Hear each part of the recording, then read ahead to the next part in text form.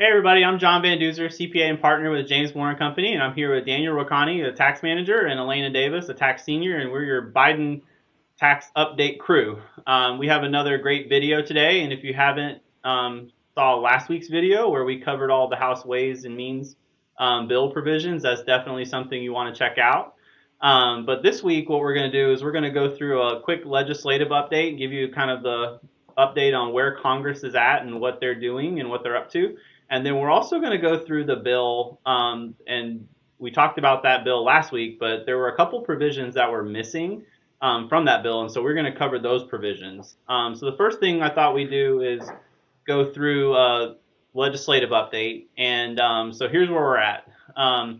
The various news sources have reported that the House is going to vote on a $1 trillion bipartisan infrastructure bill on Thursday, right? So the release date of this video. There's been numerous articles saying, hey, I don't know if we're going to be able to vote or whatever, but that's the plan. So next week, we'll definitely give you a recap on if that vote happened, what the result was, and what the updated status was. Notably, that bill, the $1 trillion bill, doesn't really have any significant tax provisions in it, but what it does is it opens the door through the budget reconciliation process for the more broad $3.5 trillion bill that does include all the tax provisions. So it's a lot of horse jockeying and rules and order within Congress to get things through, but that's basically the mechanism that they're going to use to pass the overall thing. So it's one more step in the very long, arduous process for this ultimately to come to a resolution. Coincidentally, with that, the government funding expires on Thursday 10/1 as well, or Friday 10/1 as well. So you have kind of this looming deadline for the funding. There's the debt ceiling that would need to be increased, and you have the Senate kind of being held hostage around that. And so you got a lot of different things kind of in the works this week in Congress that can have an impact on negotiations and what provisions will ultimately make it in there. And so we're continuing to watch that. So next week should be a good update as we find out, did the government get funded? Did they pass the $1 trillion bill? What's next in terms of the reconciliation process, and what is going to ultimately come down the pike? So there's your legislative update for today. So like I said, last week we covered the House Ways and Means bill. But within that bill, it was much more moderate than what was originally proposed and the ideas that have been kicking around in the Senate. So Senator Wyden has a number of proposals that he's put in on the Senate side that didn't make it into the House bill. And so what we thought we'd do is kind of go through those and talk about maybe a brief overview of the provision and then really what the impact of that provision would be to you. So Daniel, we'll start with you. So one of the provisions was taxing accumulated capital gains at death. So what does that mean, and what is the impact of that? So John, getting taxed the accumulative capital gains at death basically means that when you pass away, that all the stock and closely held businesses that you own have a fair market value. And even though you didn't sell it, the increase in that from when you originally purchased it would basically be taxed. And this is pretty a big deal, especially for high net worth people, because sometimes these people are subject to an estate tax. And so if you'd be subject to this and the estate tax, that's a double tax. So that could be very huge for people that are subject to both. But even then, a closely held business, it's very hard to determine what the fair market value is. So everyone would basically be required to get evaluations, which take time, cost additional money. So even though you're not paying taxes on that, that's additional expenses that you would have to pay upon your death. And it's a very complicated matter. It's not as easy as just determining the fair market value of a publicly traded stock. Right. So on the House side, we don't have that provision in there, right? They maintain the basis step up at death, which is a very favorable provision. And then on the Senate side, we're looking at, hey, we're going to tax the capital gains at death, which, we did some back of the napkin math, and that could push some estate tax rates as high as 60 or 70% by the time you layer on capital gains taxes and then estate taxes. And so it can be a really significant tax burden on estates. So we'll have to watch that and see what ultimately happens in that reconciliation process. Another provision, and this is one that's been in the crosshairs for years, is around carried interest. So tell us about that. Yes, carry interest gets talked about every year and always talks about changing it. Just to give you a quick kind of general description of what carried interest is. It's basically the share of profits that a general partner or a fund manager of a private equity or hedge fund receive as compensation. Because the tax code says this is return of an investment, even though it's more of a performance fee, it gets taxed at long-term capital gains instead of ordinary income.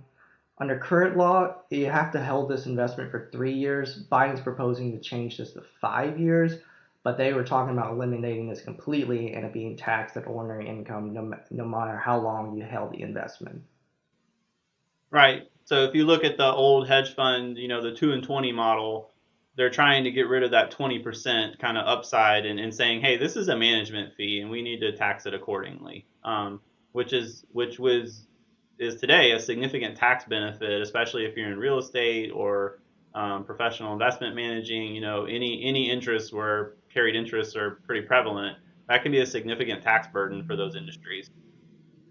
So another tax idea that's floating around in the Senate is an annual tax on unrealized appreciated investments. So tell us about that.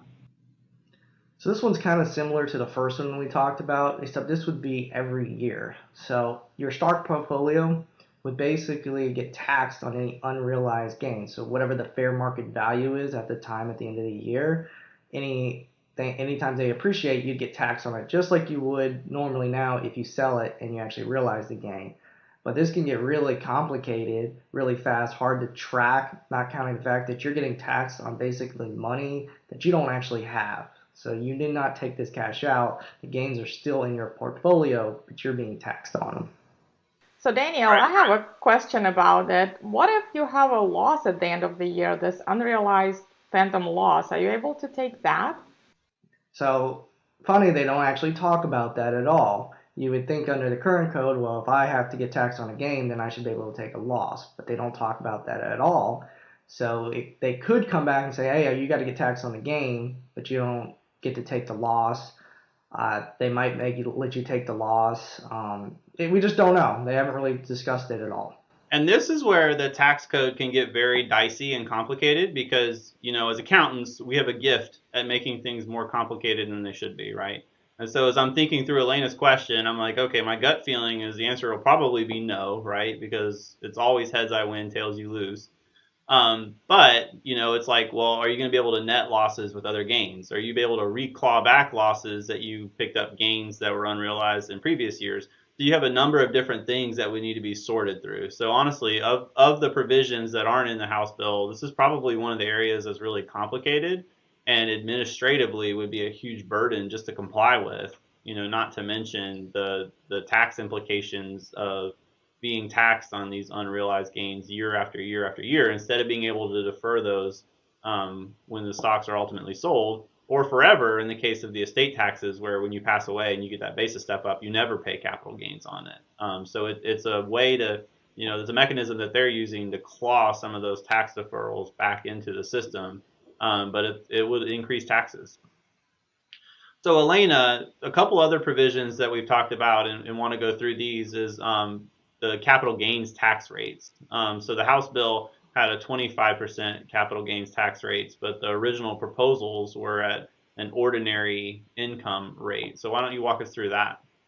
Right, John. So the original proposal back in spring was to increase capital gains and bring them up to the ordinary income levels, and that would be about 39.6% without regard to any kind of net investment income tax impact. And so currently the capital gains rates are 20%. That would mean doubling them essentially, 100% increase just about. The current proposal in the House is to bring capital gains to 25%, which is only a 25% increase. So yes, it is an increase. It's going to make capital cost more, but it's not as bad as the originally planned or proposed. Right.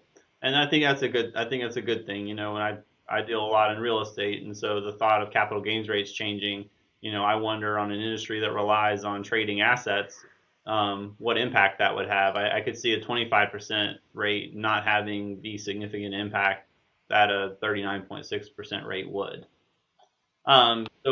So another provision that was not in the House legislation was modifications to what's called a grantor retained annuity trust, or a GRAT for short. So tell us about that. Right, so if you watched our video last week, we talked about the changes for the trusts, basically tightening and making it harder for grantor to pass the wealth to next generation without paying any kind of gifts, estate tax.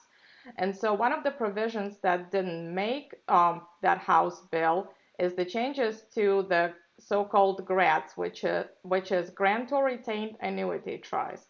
And it's a rather complicated but popular estate planning technique. And in a nutshell, a grantor or trust creator basically puts assets in a trust, but retains the right to receive annuity every year based on the income that this asset's generating. The assets that are placed in a trust are planned, their expectation is that the value of those assets will increase every year. The trust is set for a limited term, and usually it's a very short term, 2-3 years, because the caveat here, if a grantor dies before that term expires, all the assets revert back to the grantor estate and become part of his taxable estate. If the grantor lives through the term of the trust, all the assets that remain in the trust pass on to the beneficiaries with very minimum to no tax. And so this is the provision that did not make the House bill. And so the utilization of the GRAT planning strategy is probably one of the last strategy for the estate planning that will remain and probably be still popular. Yeah, and I could totally see where this may go up in popularity as some of the current methods, like a defective trust or a SLAT, are kind of in the crosshairs from an estate tax planning standpoint.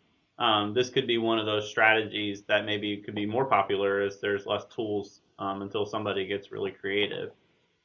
And so the last thing is kind of the timing of when all of these bills would take effect. I know as a practitioner in the February, March, April timeframe, it was really hard to tell my clients what to expect, especially from an estate tax standpoint and a capital gains rate standpoint, because I didn't know when the bills would take effect. So what have we learned about that? Right. So what we know now is that the original expectation that some of these provisions could be retroactive to the first of the year are pretty much gone now. So the bill is more prospective in nature. And what it allows us to do is have somewhat of a certainty of what to expect. Back in spring and summer, we were still tossing the idea that the capital gains could be 20%, they could be almost 40%.